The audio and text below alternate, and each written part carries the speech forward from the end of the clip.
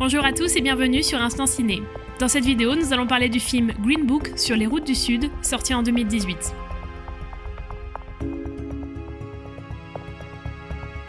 En 1962, Tony Lip Vallelonga travaille dans l'une des plus grandes boîtes de nuit de New York. Il travaille comme serveur et agent de sécurité. Alors qu'il est de garde, Tony repère un célèbre gangster de New York entrer et être obligé de laisser son chapeau préféré au vestiaire puisque le règlement du club l'est interdit. Il aime tellement son chapeau qu'il menace même de mettre le feu au club s'il venait à être perdu. Tony, qui a entendu la menace de loin, a alors une idée maléfique. Lorsque le chef du gangster décide de rentrer chez lui et se rend au vestiaire, il se met en colère lorsqu'on lui apprend que son chapeau a été perdu. Le chef du gangster menace à nouveau de mettre le feu au club si son chapeau n'est pas retrouvé dans les 24 heures. En entendant la menace, le propriétaire du club est contraint de fermer temporairement jusqu'à ce qu'une solution soit trouvée. Tony se sent coupable et rend donc visite au chef des gangsters. Il lui rend son chapeau et lui raconte qu'il a arraché le chapeau à un voleur, mais que ce dernier a réussi à s'échapper. Tony demande alors au chef des gangsters de pardonner au propriétaire du club dans lequel il travaille. Le mafieux, qui pense que Tony est un héros, lui donne de l'argent en guise de remerciement. Le lendemain matin, Tony rentre chez lui pour changer de vêtements et dormir. Il y retrouve sa femme Dolores et leurs 2 enfants. Dans l'après-midi, quand il se réveille, Tony voit Dolores préparer des boissons pour 2 plombiers noirs qui réparaient le robinet de sa maison. Après leur départ, Tony jette immédiatement les verres qu'ils ont utilisés car il les trouve dégoûtants. En 1962, le racisme en Amérique est encore très grave, il n'existe pas de loi garantissant l'égalité et les Blancs, y compris Tony, considèrent toujours les Noirs comme inférieurs. Tony ne veut pas avoir à boire dans le verre d'un homme noir. Le club où travaille Tony est toujours fermé car le propriétaire du club est traumatisé par la menace proférée la veille par le chef des gangsters. Tony est officiellement au chômage. Cet après-midi-là, Tony reçoit un appel de son ami qui lui propose un emploi de chauffeur privé pour un célèbre pianiste nommé Dr. Don Shirley, surnommé Don. En entendant l'offre, Tony est intéressé et demande donc l'adresse de Don. Le lendemain matin, Tony arrive chez Don. Quand ils se rencontrent, il semble confus. Il s'avère que Don est un homme noir avec un style et une attitude étranges. Ce jour-là, Don porte une tunique jaune vif avec un collier en or et s'assied sur un trône comme un roi. Don l'informe qu'il prévoit une tournée des États-Unis de 8 semaines et c'est pourquoi il a besoin d'un chauffeur et d'une personne capable de s'occuper dans son planning de voyage, de laver et de repasser ses vêtements pour un salaire de $100 par semaine. Mais Tony refuse car il ne veut pas être le serviteur d'un noir. Les principes de Tony sont très ancrés et il s'y tient quoi qu'il arrive. Mais lorsque Don augmente le salaire à $125 par semaine, Tony accepte immédiatement. Le début de la tournée arrive. Les managers de Don donnent à Tony les clés de la voiture ainsi qu'un livre intitulé Green Book. Le livre contient des itinéraires recommandés pour des restaurants et une liste d'hébergements permettant aux Noirs d'entrer. Le travail de Tony en tant que chauffeur commence.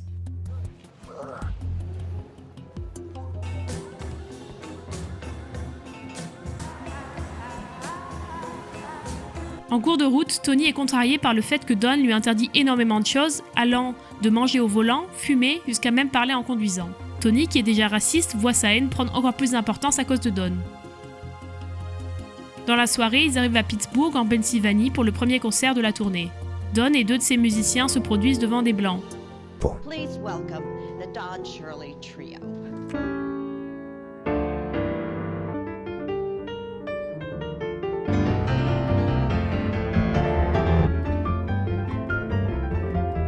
Pendant la performance, Tony est surpris et ne s'attendait pas à ce que des Noirs modestes jouent si bien du piano. Lors du concert suivant, Tony prend le temps de vérifier le piano que Don va utiliser pour le spectacle de ce soir et remarque que l'instrument est très sale. Il demande alors à l'un des employés de remplacer le piano mais celui-ci refuse, sous prétexte qu'un piano sale convient aux Noirs comme Don. En entendant cela, Tony est agacé et le frappe immédiatement. Après le spectacle, les 2 hommes se rendent dans la ville suivante. Comme d'habitude, Tony est émerveillé en regardant Don jouer. Avec admiration, il commence à se demander pourquoi Don veut divertir des Blancs qui ne cessent de le mépriser. Le lendemain, lors du concert suivant, Don est très bien accueilli par les Blancs, ce qui n'était pas le cas lors des passages précédents. Après avoir interprété une chanson, Don demande de faire une pause, mais lorsqu'il se rend aux toilettes, l'un des autres lui interdit d'y aller et lui ordonne d'utiliser des toilettes réservées aux Noirs. Don se sent insulté et revient avec Tony à leur hôtel pour passer aux toilettes. Quand il revient au concert, Tony ne comprend pas pourquoi Don peut encore sourire et saluer des Blancs sans avoir l'air blessé. L'un des musiciens lui indique plus tard que ce n'est pas la première fois qu'il subit une humiliation. Don y est habitué, on pourrait même dire qu'il a été entraîné à résister aux insultes. Il demande également à Tony de se préparer car à l'avenir, Don recevra un traitement raciste certainement pire que celui-ci. Le lendemain, Tony prend le temps d'écrire une lettre à sa femme. Quand Don la lit, il dit que l'écriture de Tony est mauvaise. Il l'aide alors à la réécrire en y ajoutant sa touche personnelle très romantique. À partir de ce moment, les deux hommes commencent à se rapprocher. Lorsque la lettre de Tony arrive, Dolores est émue en la lisant. Le lendemain, Tony et Don arrivent dans un hôpital à Memphis. En rentrant à l'intérieur, Tony tombe sur deux de ses amis qui le voient travailler pour des Noirs. Ses amis sont confus parce qu'ils pensent que Tony est réduit à cela par manque d'argent. L'un d'eux lui propose donc un emploi, mais il décline poliment. Le soir, Tony reçoit un appel de son ami qui l'invite à les rejoindre au bar. Lorsqu'il quitte la chambre, il tombe sur Don qui l'attendait aussi, parce qu'il croit que Tony va accepter l'offre de son ami. Don double alors le salaire de Tony s'il reste son assistant. Tony tente alors de calmer Don et lui assure qu'il ne travailla qu'avec lui jusqu'à la fin de sa tournée et lui promet qu'il n'acceptera pas d'offres d'emploi provenant d'autres endroits, même si elles sont bien rémunérées. Tony lui dit qu'il voulait juste passer un peu de temps avec son ami. En entendant les paroles de Tony, Don est apaisé. À son retour du bar, Tony invite Don à discuter dans le hall de l'hôtel. C'est là que Don raconte comment il est devenu le célèbre pianiste qu'il est aujourd'hui. Alors qu'il jouait du piano dans un bar, un pianiste blanc a remarqué son jeu. Le pianiste lui a donné un poste dans une maison de disques pour jouer de la musique classique, qui est la musique typique des Blancs. Depuis, il a continué à jouer de la musique classique. Tony conseille alors au médecin d'essayer de jouer de la musique qu'il aime, à savoir le jazz. Il lui explique que ce qu'ils aiment vraiment dans les performances de Don, ce n'est pas la musique classique, mais le simple fait de voir Don jouer du piano.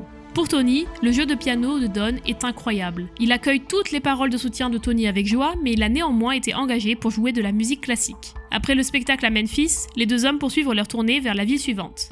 Mais en chemin, la voiture de Tony est arrêtée par deux policiers. L'un des policiers demande alors à Tony de sortir. La police poursuit l'interrogatoire de Tony tout en considérant Don comme un fugitif parce qu'il est noir et pense que Tony est son complice. Tony s'énerve et frappe le policier. Ils sont tous deux arrêtés et incarcérés en cellule au poste de police. Don essaie de demander pourquoi il a également été emprisonné, même s'il n'a rien fait de mal, mais aucun policier ne veut répondre à la question. Agacé, Don menace alors de poursuivre la police si on ne l'autorise pas à appeler son avocat. En entendant la menace, la police lui permet enfin de passer l'appel. Peu de temps après, le chef de la police répond au téléphone et affiche une expression effrayée. Il ne cesse de s'excuser et promet de libérer Don bientôt. En voyant le chef de la police terrifié, Tony se demande qui est exactement la personne que Don contacte. Après leur libération, ils reprennent la route. Don lui confie qu'en raison du comportement de Tony, il a dû lui demander de l'aide au frère cadet du président des États-Unis qui siège actuellement au conseil du bureau du procureur général, juste pour les libérer tous les deux de prison. En entendant l'histoire, Tony se met à rire au lieu de s'excuser. Leur conversation commence à l'accoutumer jusqu'à ce que Tony dise que Don est un sultan très riche qui vit dans une maison luxueuse et qui mène une vie parfaite. Immédiatement, Don se met en colère, puis sort de la voiture. Confus, Tony se précipite vers lui. Don répond avec émotion que Tony ne sait rien de la vie et que même s'il vit dans une maison luxueuse, il se sent terriblement seul depuis si longtemps. Don a été emprisonné par des Blancs qui le payent pour les divertir. Ils le respectent quand il est sur scène, mais à la fin du concert, ils le traitent de la même manière qu'ils insultent les autres Noirs. Don est le seul. Aucun Blanc ne veut être son ami, et même les Noirs gardent leur distance car ils pensent que la nature de Don est similaire à celle des Blancs. Don a toujours été seul, sans amis, sans famille, sans parents. En écoutant l'effusion du cœur de la part du pianiste, Tony ne peut que garder le silence. Pendant tout ce temps, il était jaloux que quelqu'un comme Don puisse avoir beaucoup d'argent, alors que son travail consiste uniquement à jouer du piano, alors que Tony doit travailler dur pour subvenir aux besoins de sa famille. Grâce à l'histoire de Don, Tony se rend compte que peu importe la position ou la richesse des Noirs, leur vie est encore bien plus difficile que celle de Tony. Après avoir vidé son sac, Don retourne à la voiture. Ils reprennent ensuite leur voyage et arrivent à la dernière date de la tournée, qui est un restaurant d'élite de la ville de Birmingham. Là encore, Don reçoit un traitement raciste. Le directeur du restaurant lui attribue une loge près des cuisines, tandis que les deux musiciens reçoivent une loge luxueuse. En voyant ce traitement, Tony est contraint de se taire. À l'intérieur du restaurant, pendant que Tony dîne, deux musiciens de Don le rejoignent à sa table. L'un d'eux déclare alors que Don n'a pas vraiment besoin de faire une tournée américaine car il a déjà beaucoup d'argent. La raison pour laquelle il fait cette tournée est de faire comprendre à toute la communauté que les Noirs méritent d'être reconnus et traités sur un pied d'égalité. Peu de temps après, Don arrive au restaurant. Alors qu'il veut les rejoindre, il est chassé par les serveurs qui expliquent que les Noirs ne sont pas autorisés à entrer. Tony tente alors de négocier avec le directeur pour qu'il fasse une exception et autorise Don à dîner dans le restaurant, sans succès. En guise d'excuse, le directeur prépare une table dans le jardin arrière pour que Don puisse y dîner.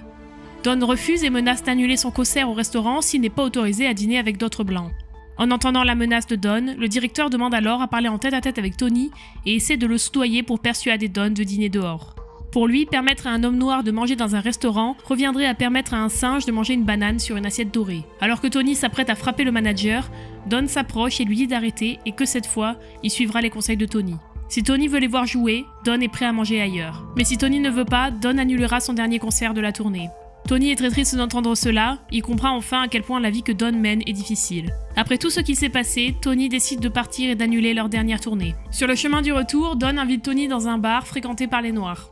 Après le dîner, une serveuse leur demande pourquoi ils portent tous les deux des costumes s'ils sont juste ici pour manger. Tony explique ensuite que Don est un célèbre pianiste qui devrait être en train de se produire dans un restaurant chic, mais qu'il préfère manger dans ce bar car la nourriture du restaurant n'est pas bonne. En entendant les louanges de son petit bar, la serveuse est flattée et demande alors à Don de jouer du piano et de divertir tous ses clients en échange du repas.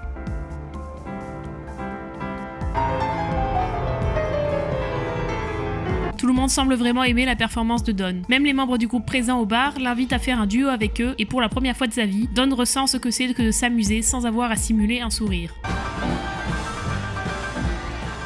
Après les festivités, Don et Tony rentrent ensuite chez eux. En ce soir de réveillon, beaucoup de choses ont changé la façon dont ils perçoivent tous les deux le sens de la vie.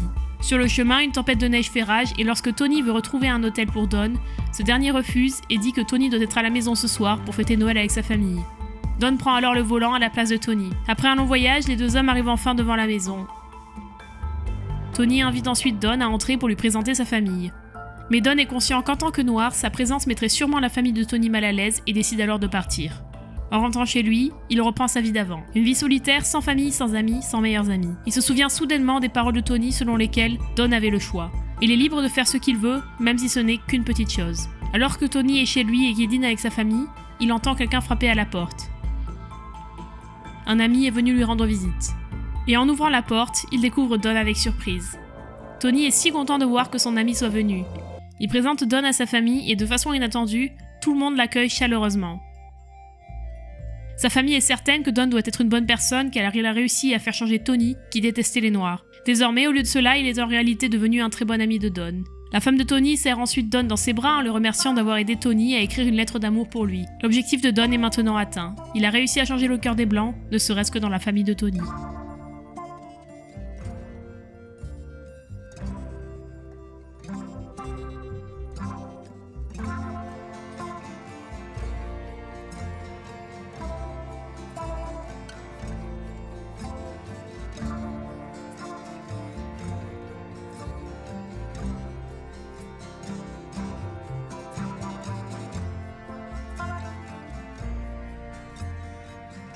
C'est tout pour cette vidéo, n'hésitez pas à partager vos réflexions sur ce film dans les commentaires et n'oubliez pas d'aimer et de vous abonner, cela nous aide tout particulièrement. À la prochaine, ciao!